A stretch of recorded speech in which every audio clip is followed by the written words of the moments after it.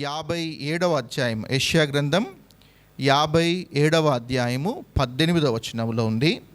నేను వారి ప్రవర్తనను చూచితిని, వారిని స్వస్థపరచుదును, వారిని నడిపింతును, వారిలో దుఃఖించు వారిని ఓదార్చుదును. ఈ 4 మాటల మీద ఆరాధన చెప్పాలి అనుకున్నాను. మొట్టమొదటి మాట అయింది, నేను వారి ప్రవర్తనను చూచితిని అన్నమాట. దేవుడు చూచే దేవుడు అనుకుంటూ, ఎల్ రోయి అనుకుంటూ మన దేవుణ్ణి బట్టి మనం ఆరాధన చేశాం. దాని తర్వాత మిగిలిన 3 ఉన్నాయి. వారిని స్వస్థపరచుదును, గాడ్ హీల్స్. మూడవది వారిని నడిపింతును, గాడ్ లీడ్స్. చివరిది వారిలో దుఃఖించు వారిని ఓదార్చుదును, గాడ్ కంఫర్ట్స్ అన్నమాట కనిపిస్తూ ఉంటాయి. 4 దేవుని యొక్క గుణలక్షణాలు. ఆయన చూచే దేవుడు, ఆయన స్వస్థపరిచే దేవుడు, ఆయన నడిపించే దేవుడు, ఆయన ఓదార్చే దేవుడు అని మన ప్రభువుని బట్టి మనం ఆరాధన చేయొచ్చు. పోయినసారి నేను చెప్పాను, ఆయన చూచుచున్న దేవుడు అనుకుంటూ మన ప్రభువుని బట్టి మనం ఆరాధన చేసాం. అప్పుడు ఒక హీబ్రూ వర్డ్ చెప్పాను. చూచుచున్న దేవుడు అన్న మాటకు అర్థం ఏమిటి అని అంటే ఎల్ రోయి అన్న మాట మనం చూసుకున్నాం. ఇశ్రాయేలీని ఆయన చూశాడు అన్న మాట మనం చూసుకున్నాం. సో అది వదిలిపెడుతున్నాను. ఆయన చూచే దేవుడు అని మన ప్రభువుని బట్టి మనం ఆరాధన చేస్తాం. ఈ దినాన్న మరొక దేవుని యొక్క అద్భుతమైన గుణలక్షణం ఏమిటి అని అంటే వారిని స్వస్థపరచుదును అన్న మాట ఇక్కడ మనం చూస్తున్నాం. వారిని స్వస్థపరచుదును. ఈ మాటకు హీబ్రూ పదం ఏంటి చెప్పండి? దీనికి కూడా హీబ్రూ పదం ఉంది. చూచుచున్న దేవుడు అనడానికి ఎల్ రోయి అని మనం చూసుకున్నాము. అలానే స్వస్థపరచు దేవుడు అన్న మాటకు హీబ్రూ పదం ఏంటి? దేవుని పేరు కదా, యెహోవా రాఫా. ఇది ఆయన పేరు. ఎల్ రోయి అనేది ఆయన ఒక పేరు, నామాలలో ఒక నామం అయింది ఎల్ రోయి అనేది. ఆయనకున్న మరొక పేరు ఏమిటి అని అంటే యెహోవా రాఫా అని ఆయనకు పేరు. అంటే స్వస్థపరచు దేవుడు అని మన దేవుని బట్టి మనం ఆరాధన చేయాలి. ఆయన ఎలా స్వస్థపరుస్తారు అనేది మనం గమనించాలి. అసలు ఏమి చేస్తే ఆయన స్వస్థపరుస్తారు? మనకు రోగాలు వస్తాయా? కదా, రోగాలు వస్తాయి. రోగం రాని వ్యక్తులు లేరు. ఖచ్చితంగా ప్రతి ఒక్కరికి రోగాలు వస్తూనే ఉంటాయి. ఇది మనం గమనిస్తూ ఉండాలి. అయినా రోగములు వచ్చినప్పుడు ఏం చేశారు అని అంటే చాలామంది ప్రార్థన చేసుకుంటూ ఉన్నప్పుడు, చాలామంది ప్రార్థించినప్పుడు ఈ దేవుడు ఏం చేశాడంటే బయట సంగతి వదిలిపెట్టేస్తే మన మేడగది దగ్గరికే వచ్చినప్పుడు మన అనేక మంది గురించి ప్రార్థన చేసినప్పుడు దేవుడు ఏం చేశాడు అని అంటే స్వస్థపరిచిన అనుభవాలు మనం చూసాం. అప్పుడు మనం ఏమైనా ఆరాధన చేసామంటే నీవు స్వస్థపరిచినందుకు వందనాలు ప్రభువా అనుకుంటూ మన దేవుని బట్టి మనం ఆరాధన అనేది మనం చేసాం. రోగాలు అందరికీ వస్తాయి. రోగాలు వచ్చినప్పుడు మనం ప్రార్థన చేసుకుంటాం. మనం ప్రార్థన చేసుకున్నప్పుడు ఇది గమనించండి, దేవునికి ఇష్టం ఉంటే ఆయన స్వస్థపరుస్తాడు. ఒకవేళ దేవునికి ఇష్టం లేకపోతే ఆయన స్వస్థపరచడు. అది ఆయన ఇష్టం. స్వస్థపరచలేదు కాబట్టి ఆయన దేవుడు కాదు అని మనం అనకూడదు. ఆయనకున్న పేరే ఏం పేరు అని అంటే యెహోవా రాఫా. మనం ప్రార్థన చేసేటప్పుడు ఆయన స్వస్థపరచలేదు కదా అని మనం నిరుత్సాహపడకూడదు. మనం ప్రార్థన చేసాం, దేవుడు ఎందుకు స్వస్థపరచలేదో మనకు తెలీదు. అపోస్తలులు కూడా వీళ్ళు రోగం చేత బాధపడ్డారు. అపోస్తలులు, ప్రభువును వెంబడించిన వ్యక్తులు కూడా రోగముల చేత వాళ్ళు బాధపడ్డారు. వాళ్ళ జీవితాలలో వాళ్ళు ప్రార్థన చేసుకున్నారు. దేవుడు స్వస్థపరిస్తే వాళ్ళు హీల్ అయ్యారు. లేకపోతే అలానే కంటిన్యూ అయిపోయి వాళ్ళు ఏం చేశారు అని అంటే వాళ్ళు పరిచర్య చేసుకుంటూ వాళ్ళు వెళ్ళిన సందర్భాలు మనకు చాలా కనిపిస్తూ ఉంటాయి. అపోస్తలుడైన పౌలు చాలా బలహీనంగా ఉన్న సందర్భాలు మనం చూస్తాము. అపోస్తలుడైన పౌలు తిమోతికి రాస్తూ, తిమోతి నీ కడుపు జబ్బు నిమిత్తము అనుకుంటూ ఆయన మాట్లాడతాడు. పేతురు గారు ఉంటారు. పేతురు గారి ఇంట్లోనే వాళ్ళ అత్తకు జ్వరం వచ్చింది అన్న మాట మనం చూస్తాం. కనుక దేవునిని వెంబడిస్తున్న వ్యక్తులకు రోగాలు రావు అనుకోవద్దు. రోగాలు వస్తాయి. ప్రార్థన చేసుకుంటే ఆయన తగ్గిస్తాడు. ఒకవేళ ఆయనకి ఇష్టం లేకపోతే ఆ రోగాన్ని ఆయన కుదర్చకుండా కూడా ఆయన ఉంటాడు అనేది మనం గమనించాలి. ఆ దినాలలో అపోస్తలులు దేని మీద ఎక్కువగా కాన్సన్ట్రేట్ చేశారు అని అంటే ఈ స్వస్థతల మీద. అంటే ఈ రోజుల్లో ఉన్న వాళ్ళలాగా స్వస్థతల మీద ఎక్కువ కాన్సన్ట్రేట్ చేయలేదు. వాళ్ళు వెళ్ళినప్పుడు ఎవరెవరైతే అనారోగ్యంగా ఉన్నారో, యేసుక్రీస్తు ప్రభు వారు కూడా వెళ్ళినప్పుడు ఎక్కువగా ఈ స్వస్థతల మీద వాళ్ళు ఏం ఆధారపడలేదు. దాని కొరకే వాళ్ళు బయటికి వెళ్ళలేదు. వాళ్ళు కాన్సన్ట్రేట్ చేసింది దేని మీద అనంటే పాపరోగం మీద వాళ్ళు ఎక్కువగా కాన్సన్ట్రేట్ చేశారు. మారు మనసు పొందాలి అన్న మాట వాళ్ళు ఎక్కువగా చేశారు. మన శరీరము స్వస్థపరచబడటం కాదు, మన బుద్ధి అనేది స్వస్థపరచబడాలి, మన పాపరోగము అనేది పోవాలి అనుకుంటూ వాళ్ళు ఏం చేశారు అని అంటే ఎక్కువగా వాళ్ళు దీని మీద వాళ్ళు కాన్సన్ట్రేట్ చేయటం అనేది మనం చూస్తూ ఉంటాం.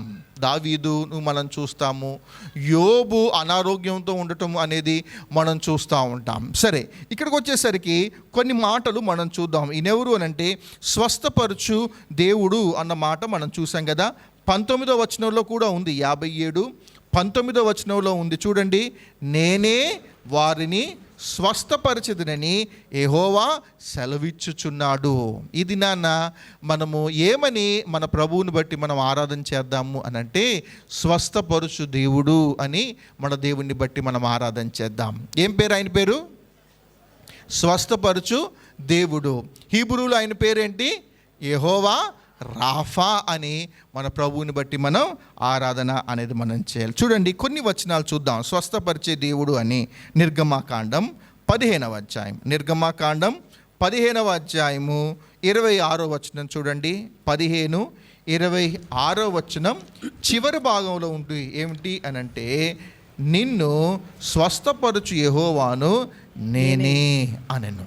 నిన్ను స్వస్థపరచు యెహోవాను నేనే అనెను. చూడండి, స్వస్థత దగ్గరకు వచ్చేసరికి ఈ దేవుడు ఎన్ని విధాలుగా మనల్ని స్వస్థపరుస్తాడు అనంటే 3 భాగాలుగా మనం ఆలోచన చేయొచ్చు. మనందరికీ తెలుసు 3 భాగాలుగా ఆయన ఏం చేస్తాడు అనంటే మనల్ని స్వస్థపరుస్తూ ఉంటాడు. ఒకటి, ఫిజికల్గా మనల్ని ఆయన హీల్ చేస్తాడు. రెండవది, మెంటల్గా ఉన్న మనల్ని ఆయన హీల్ చేస్తాడు. మూడవది, స్పిరిచువల్గా ఆయన హీల్ చేస్తాడు. అంటే శారీరకమైన స్వస్థత, మానసికమైన స్వస్థత, అలానే ఆత్మీయమైన స్వస్థత. ఈ 3 ప్రభువు మన జీవితాలలో ఆయన చేయగలడు. ఒకటి, శారీరకమైన స్వస్థత. 2, మానసికమైన స్వస్థత. 3వది, ఆత్మీయమైన స్వస్థత. ఈ 3 మనం తెలిస్తే, ఈ 3టిని మనం అర్థం చేసుకుంటే మన ప్రభువుని బట్టి మనం చాలా చక్కగా మన ప్రభువుని బట్టి మనం ఆరాధన అనేది చేయొచ్చు. ఇప్పుడు 15:26లో మనం చూసాం కదా, నిన్ను స్వస్థపరచు యెహోవాను నేనే అని మన దేవుని బట్టి మనం ఆరాధన అనేది మనం చేశాము. చూడండి, అలానే ద్వితీయోపదేశకాండం 32వ అధ్యాయం, ద్వితీయోపదేశకాండం 32వ అధ్యాయము 39వ వచనం చూడండి. 32:39. ఇదిగో నేనే దేవుడను, నేను తప్ప వేరొక దేవుడు లేడు. మృతి నొందించువాడను బ్రతికించువాడను నేనే, గాయపరచువాడను స్వస్థపరచువాడను నేనే. చాలండి. ఆ మాట చాలు, సరిపోతుంది. 39లో ఏముంది ఇక్కడ? మృతి నొందించువాడను బ్రతికించువాడను నేనే, గాయపరచువాడను స్వస్థపరచువాడను నేనే. ఆలోచన చేయండి, రోగం తెచ్చేది కూడా ఆయనే, ఆ రోగాన్ని స్వస్థపరచాలి అన్న కూడా ఆయనే. ఒకవేళ నిజంగా ఏదైనా అనారోగ్యం చేత మనం బాధపడుతూ ఉంటున్నప్పుడు, ఒక అనారోగ్య పరిస్థితులలో మనం పిల్లలు ఉన్నప్పుడు మనం ఎలా దేవుణ్ణి అడగాలి అని అంటే ఇలాగన మన దేవుణ్ణి మనం అడుగుతూ ఉండాలి. ఏమిటి అంటే, దేవా, గాయపరిచేది నీవే అంట కదా ప్రవ్వా, స్వస్థపరిచేది కూడా నీవే అంట కదా ప్రవ్వా అనుకుంటూ, స్వస్థపరచు దేవుడు అనుకుంటూ మన దేవుణ్ణి బట్టి మనం ఆరాధన చేయాలి. గమనించండి, ఆయనకు అన్నీ సాధ్యమే, ఆయనకు అన్నీ సాధ్యమే. ఎంతటి రోగాన్నైనా ఆయన స్వస్థపరచగలిగిన సమర్థుడు అని మన ప్రభువుని బట్టి మనం ఆరాధన చేయాలి. ఇక్కడ మనం గమనించాల్సిన మరొక మాట ఉంది కదా, ఏంటిది? మృతి నొందించువాడను బ్రతికించువాడను నేనే అన్న మాట ఉంది. జీవన మరణాలు అనేవి ఈ దేవుని చేతుల్లో ఉన్నాయి. ఈ రాఫా చేతులు ఏమున్నాయంటే మన జీవన మరణాలు అనేది ఆయన చేతుల్లో ఉన్నాయి. మన రోగాలు, మన రోగమునకు స్వస్థత అనేది ఈయన చేతుల్లో ఉంది. కాబట్టి మనం ఏం చేయాలి అంటే, దేవా మరి నా శారీరకమైన రోగం మీద నీవు అధికారం కలిగిన దేవుడు అనుకుంటూ మన ప్రభువుని బట్టి మనం ఆరాధన అనేది మనం చేద్దాం. ఇది ఫిజికల్ హీలింగ్ అని మన ప్రభువుని బట్టి మనం ఆరాధన చేయాలి. రెండవది మనకు బాగా తెలిసిన భాగం చూడండి, 103వ కీర్తన. మెంటల్ హీలింగ్ అనేది మనం చూసాం కదా. 103వ కీర్తన చూడండి, 103 ఆయన నీ దోషములన్నిటినీ క్షమించువాడు, నీ దోషములన్నిటినీ క్షమించువాడు, నీ సంకటములన్నింటినీ కుదుర్చువాడు, నీ సంకటములన్నిటినీ కుదుర్చువాడు. ఈ మాట మనం గమనించాలి. ఆయన ఏం చేస్తున్నాడు? మన దోషములన్నిటినీ క్షమించువాడు. అంత మాత్రమే కాదు, నీ సంకటములన్నిటినీ కుదుర్చువాడు. ఇంగ్లీష్లో ఉంటుంది హీల్స్ ఆల్ డిసీజెస్ అన్న మాట ఉంటుంది. మనకి ఎలాంటి సంకటనలు ఉంటాయో, మనం బాధలలో ఉన్నప్పుడు ఆయన ఏం చేస్తూ ఉంటాడు అని అంటే, మనం బాధతో ఉంటున్నప్పుడు, మన హృదయం నలిగిపోతున్న పరిస్థితుల్లో ఆయన ఏం చేస్తాడు అని అంటే, ప్రభు దగ్గరికి వచ్చినప్పుడు, ప్రభు మాటలు వింటున్నప్పుడు, లేకపోతే ప్రభు మాటలు మనం చదువుతూ ఉంటున్నప్పుడు ఆయన ఏం చేస్తాడు అని అంటే, ఆదరించడం మాత్రమే కాదు, ఆయన మన హృదయాలను స్వస్థపరిచే దేవుడు అని మన ప్రభువుని బట్టి మనం ఆరాధన చేయాలి. దేవా, నీవు నా శారీరకమైన రోగాన్ని స్వస్థపరచడం మాత్రమే కాదు, మానసికంగా నేను బాధపడుతూ ఉంటున్నప్పుడు, హృదయంలో నేను చాలా బాధపడుతూ ఉంటున్నప్పుడు, కృంగిపోయినప్పుడు నీ మాటలు ఏం చేశాయి అని అంటే, నన్ను ఆదరిస్తూ మానసికంగా కూడా మీరు నన్ను స్వస్థపరుస్తున్నందుకు వందనాలు ప్రభు అనుకుంటూ మన ప్రభువుని బట్టి మనం ఆరాధన చేయాలి. మనుషులు మనల్ని ఎప్పుడు గాయపరుస్తూ ఉంటారు. పరిస్థితులు ఏం చేస్తూ ఉంటాయంటే, పరిస్థితుల వల్ల మనం చాలా నలిగిపోతూ ఉంటాం. అప్పుడు ఆదరించేది ఎవరు అనంటే మానవులు కాదు. వాళ్ళు తాత్కాలికంగా ఏదో ఆదరించినట్టుగా కనిపిస్తుంది, కానీ ఈ దేవుడి దగ్గరకు వచ్చేసరికి, యెహోవా రాఫా దగ్గరకు వచ్చేసరికి, ఈయన నిజమైన స్వస్థతను ఆయన అనుగ్రహించే దేవుడు.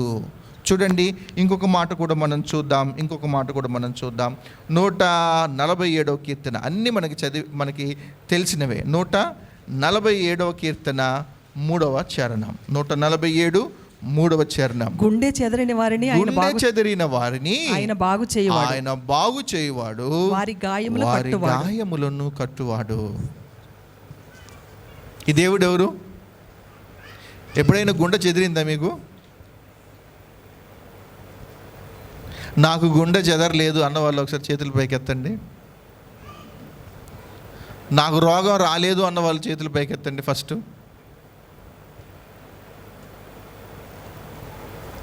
కదా, అందరికీ రోగాలు వచ్చాయి, శారీరకమైన రోగాలు అందరికీ వచ్చాయి. కానీ ఆయన మనల్ని స్వస్థపరిచినందుకు మనం ఏం చేయాలంటే, మన దేవుణ్ణి బట్టి మనం ఆరాధన చేయాలి. అంత మాత్రమే కాదు, ఈ మాట దగ్గర మనం ఆలోచన చేస్తే, గుండె చెదిరిన వారిని ఆయన ఏం చేస్తున్నాడు అనంటే, బాగు చేసే దేవుడు, వారి గాయములు కట్టువాడు కనుక మనం ఏం చేయాలి అనంటే, మన ప్రభువుని బట్టి మనం ఆరాధన అనేది మనం చేయాలి.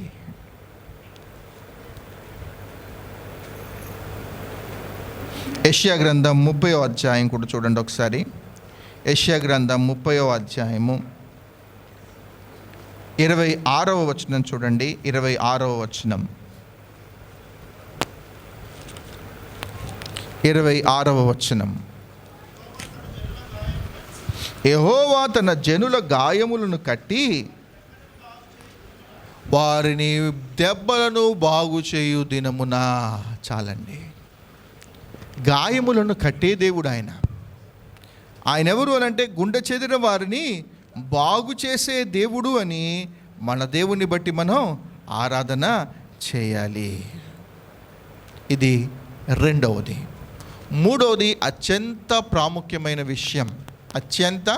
ప్రాముఖ్యమైన విషయం మనందరికీ తెలుసు. చూడండి, యెషయా గ్రంథం 53వ అధ్యాయం. ఈ వచనంతో మనం ఆరాధన వర్తమానాన్ని మనం ముగించుకుందాం. యెషయా గ్రంథం 53వ అధ్యాయము 10వ వచనం చూడండి. అతన్ని నలుగగొట్టుటకు యెహోవాకు ఇష్టమాయెను, ఆయన అతనికి వ్యాధి కలుగజేసెను. అతడు తన్ను తానే అపరాధ పరిహారార్థ బలి చేయగా అతని సంతానము చూచును. అతడు దీర్ఘాయుష్మంతుడగును. యెహోవా ఉద్దేశము అతని వలన సఫలమగును. చాలండి. 53:5 కూడా చూడండి. 53:5. మన అతిక్రమ క్రియలను బట్టి అతడు గాయపరచబడెను. మన అతిక్రమముల క్రియలను బట్టి అతడు గాయపరచబడెను. మన దోషములన్నిటిని మన బట్టి దోషములను బట్టి నలుగొట్టబడెను. మన సమాధానార్థమైన శిక్ష అతని మీద పడెను. అతని మీద పడెను. అతడు పొందిన దెబ్బల చేత మనకు స్వస్థత కలుగుచున్నది. మనకు స్వస్థత కలుగుచు ఉన్నది. అతడు పొందిన దెబ్బల చేత మనకు స్వస్థత కలుగుచు ఉన్నది. ఇది ఆత్మీయమైన స్వస్థత. Physical healing, mental healing, very most important point spiritual healing. ఆయన పొందిన గాయము చేత ఏం జరిగింది అని అంటే మనకు స్వస్థత కలిగి ఉన్నది. పాపం చేత, అపరాధము చేత చచ్చిన పరిస్థితుల్లో ఉన్న మనలను, పాప రోగము చేత బాధపడుతున్న మనలను ఆయన ఏం చేశాడంటే ఆయన దెబ్బలు తినటం ద్వారా, ఆయన గాయపరచడం ద్వారా మనకు స్వస్థత ఇవ్వటం కొరకు ఇందాక మనం చూసాం కదా, అతన్ని నలగొట్టుటకు యెహోవాకు ఇష్టమాయను. ఆయన అతనికి వ్యాధి కలుగజేసెను. ఆయన పాపగ్రాహిగా ఆయనను మార్చుకోవటం అనేది జరిగింది. మన పాపాలను తీసివేయటం కొరకు ఆయన శాపగ్రాహిగా మార్చబడిన పరిస్థితి అనేది ఏర్పడింది.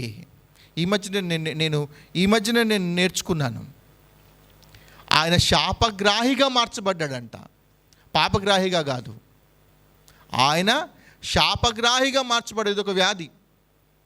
ఎందుకు అనంటే మన పాపాలను తీసివేయటం కొరకు ఆయన ఏం చేశాడు అనంటే మన కొరకు ఆయన దెబ్బలు తిని మనకు స్వస్థత ఇవ్వటం కొరకు ఆయన చేసిన ఈ అద్భుతమైన ఈ స్వస్థతను బట్టి మనం ఏం చేయాలంటే మన దేవుణ్ణి బట్టి మనం ఆరాధన అనేది చేయాలి. ఈ వచనం చదువుదాం. చివరిగా 10వ వచనం. అతని నలగొట్టుటకు యెహోవాకు ఇష్టమాయను. ఆయన అతనికి వ్యాధి కలుగజేసెను. అతడు తన్ను తానే అపరాధ పరిహారార్థ బలిగా చేయగా అతని సంతానము చూచును. అతడు దీర్ఘాయుష్మంతుడగును. యెహోవా ఉద్దేశములు అతని వలన సఫలమగును. దేవునికంటూ ఒక అద్భుతమైన ఉద్దేశము అనేది ఉంది. ఏదైనా వనంలో ఎప్పుడైతే ఆ దేవునితో మానవుడు సహవాసాన్ని కోల్పోయాడో దేవునికున్న ఉద్దేశం ఏమిటి అని అంటే తిరిగి మానవునితో మళ్ళీ నేను సహవాసం చేయాలి అన్న ఆశ కలిగిన దేవుడిన. తిరిగి మానవునితో మళ్ళీ తిరిగి సహవాసం చేయాలి, ఇది దేవుని యొక్క ఉద్దేశం. జగత్తుకు పునాది వేయబడక ముందే ఆయన ఒక గొప్ప ప్రణాళికను ఆయన గీసుకోవటం అనేది జరిగింది. ఆ ప్రణాళికను తీసుకొని కాలము అనేది సంపూర్ణమైనప్పుడు ఆయన ఏం చేశాడు అనంటే ఆయన ప్రియకుమారుని భూమి మీదకి పంపించాడు.